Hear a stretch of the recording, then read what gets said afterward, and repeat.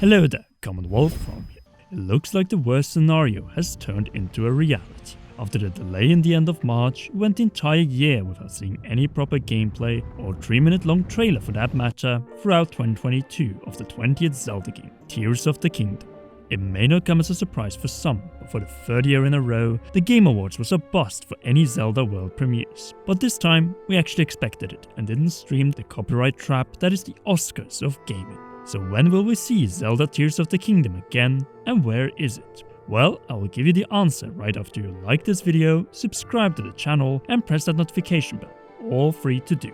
As of the upload of this video on December 12th, we are officially less than 5 months away from the set-in-stone release date of the game, May 12, 2023. With that being said, it feels much further away due to the lack of updates on the title and less than 2 minutes of actual new footage and locations shown throughout 2022. And then we mean actual footage, not counting still frames and logo/release date reveals. Either way, the Game Awards 2022 was the chance to do something about this lack of updates, and it even had a perfect moment to break the silence since Zelda had been nominated for the most anticipated game.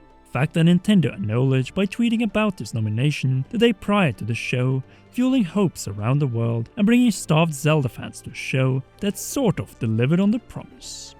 Please. Maybe a fan favorite, and the Game Award goes to The Legend of Zelda Tears of the Kingdom. Finally! Congratulations. Winning its first award at the Game Awards. It finally won following Elden Ring's release, and we were jumping straight into a world premiere. Could this be it? Sky, clouds. Oh my god, could this be it? No. Nope. Horizon Forbidden West DLC. Got it! Like, I don't know if Horizon trolled Zelda or Zelda once again Horizon, but it was hilarious. So instead of taking full advantage of having the world's attention in that moment with a Zelda Tears of the Kingdom world premiere, whether that be of the first gameplay or a new trailer, we ended up with absolutely nothing. Hence we entered 2022 with very little, and are leaving it with barely any more knowledge on the most anticipated game of all as proven at the Game Awards. 3.5 years since it was revealed at E3 2019.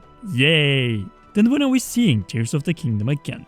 The short answer, this winter, which we technically haven't entered yet as of the Game Awards since winter begins on December 21st. It is only that we'll have to wait for the 2023 part of it, as Christmas 2022 is pretty much reserved for other priorities for Nintendo, namely games that are already being sold and can end up under the Christmas tree by December 24th. Well, focusing on that, and a game that is coming out before the first general Nintendo Direct of next year, Fire Emblem Engage. This right here is one of the reasons that stands in Zelda's way of showing up before the worst ad revenue season for us YouTubers. Well, it's DLC and the Super Mario Bros. Movie, which has completely stolen Zelda's spotlight since October, with not one, but 2 trailers and an introduction clip of the Mushroom Kingdom at the Game Awards. But why hide away the most anticipated game of all? Being weird or being sinister when it comes to reveals that cannot be shown until the holiday season is over? Now, I don't think any of you will be surprised if I say that Nintendo has changed a lot since the glory days of the Game Awards in 2014, 2016 and 2017. And one of the key reasons for this change is the success of the Nintendo Switch. A turn so drastic that Nintendo's leadership in Japan no longer needs any foreign live stage presence compared to the Wii U years of, well, desperation. No matter if they can reach a bigger international audience at the Game Awards, they simply don't do it as they want to fully control the narrative, and with Zelda Tears of the Kingdom, they have shown this to a far greater degree than with any other release. Not only that, we should have expected it ever since the far more passionate Tatsumi Kimishima stepped down in favor of the younger and fluent English business-savvy Shuntaro Furukawa, the first Nintendo president who has not appeared in any official Nintendo presentation despite his far better English than any prior Nintendo president. Yes, even Satoru Iwata. Instead, he has since 2019 made Nintendo more distant, colder and corporate.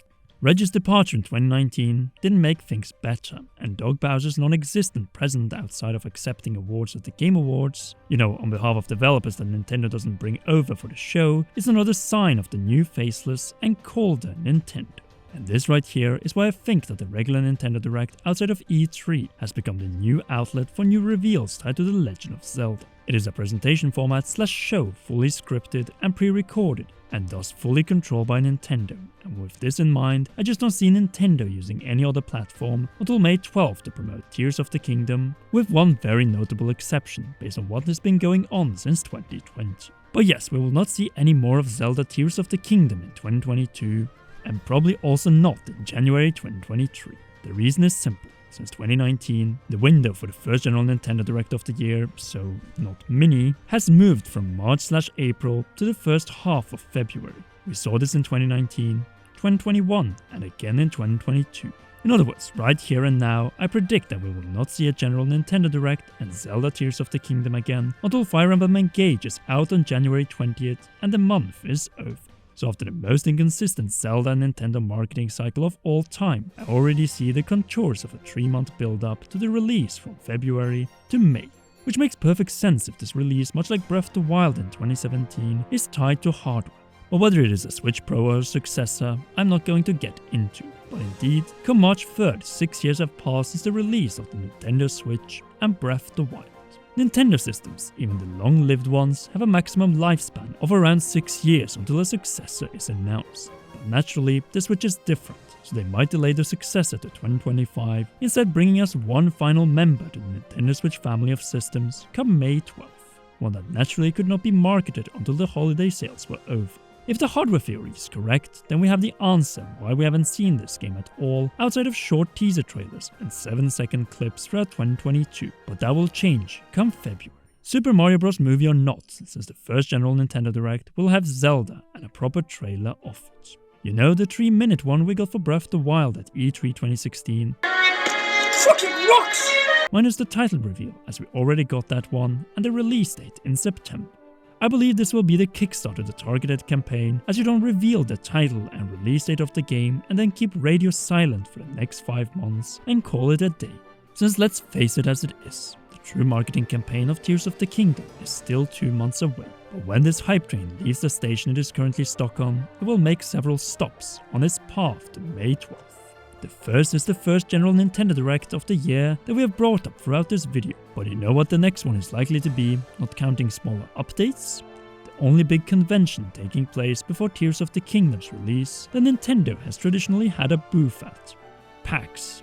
At PAX West, Nintendo returned with a physical booth after 2.5-year absence with Splatoon 3. But what I want you to keep in mind is that the only place where Animal Crossing New Horizons was playable and got a dedicated booth was PAX East in 2020 in Boston. I know since I was there, and guess when PAX East takes place in 2023, March 23rd to 26th, exactly 1.5 months before the release of Zelda Tears of the Kingdom. I've already booked my ticket and Airbnb, since this might be the only place to play this game before release, and not only that, in a themed and dedicated booth. It might also be the first time we get actual gameplay of the game, demonstrated by the Nintendo Treehouse team. Indeed, we might get our first gameplay for a Nintendo Treehouse livestream, a casual one like the one we saw for Hyrule Warriors Age of Calamity back in 2020. You probably see now how well this goes together, especially if any new hardware has been revealed in advance and is playable for the first time at PAX East. Will we see an eShop demo though? With mainline Zelda, I would put that probability near 0 due to data mining, but that doesn't mean that we'll have to wait long after PAX for new information, since April is the month of a new fiscal year and, well, Easter, the latter on Sunday, April 9th. Hence, don't expect much Zelda after PAX until after Easter, but April 12th marks 1 month left to release. We all know what Nintendo has loved to do with their biggest releases throughout 2022, hosting a dedicated Xenoblade Chronicles 3, and Splatoon 3 Direct, and my prediction is that we will get our first dedicated Zelda Direct in and around April 12th or 13th. You know, the one with the big story trailer with new characters and never before seen cutscenes and plenty of information about how this game stands out from Breath of the Wild. You know, just like with the Nintendo Switch presentation in 2017. The latter is key as many are yet to be convinced by the uniqueness of Tears of the Kingdom outside being Breath of the Wild but on Sky Islands.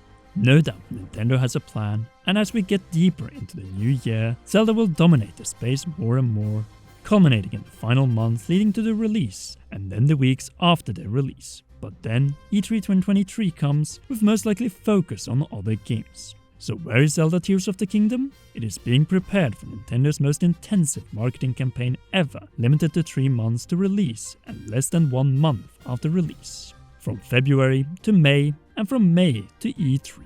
Now, this video is naturally an introduction to calm all of us down after the Game Awards absence, and we will explore what is going on deeper in future videos. So if you haven't already, be sure to leave a like, subscribe and press notification bell with all notifications on to not miss any of our remaining Nintendo and Zelda videos in 2022 and the massive lineup of videos in 2023. And please share your thoughts about where you think Zelda Tears of the Kingdom is right now and when we will see the game again.